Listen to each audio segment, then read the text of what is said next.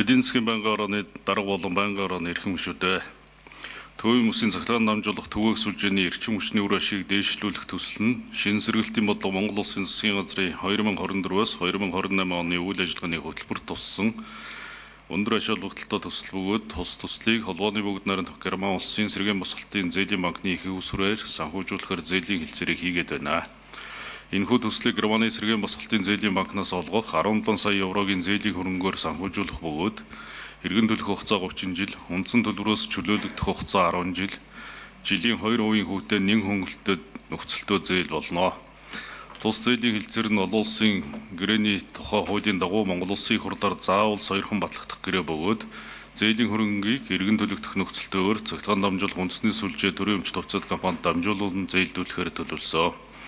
Төслийн хүрээнд Сүхбаатар дүүргийн 1-р хороонд шинээр дэд станц хос цахилгаан дамжуулах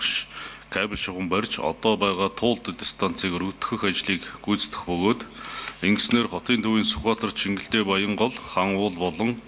Баянзүрх 5-р дүүргийн 14-р хорооны 1-р зэргийн хэрэглэгчд болох улсын 1-р төв эмнэлэг, 2-р төв эмнэлэг, өргөө амарч газар зэрэг нийт 11 мянган хэрэглэгчдийн цахилгаан эрчим хүчний хангамжийн найдвартай ажиллагаа дээшилж иргэн болон аж ахуйн нэгжүүдийг эрчим хүчээр доктортой анх ачаал бүгдэлтэй юм а. Иймд Монгол улс Герман улсын Германы сэргээн босголтын зээлийн банк хоорондын төвийн бүсийн цахилгаан дамжуулах төвөг сүлжээний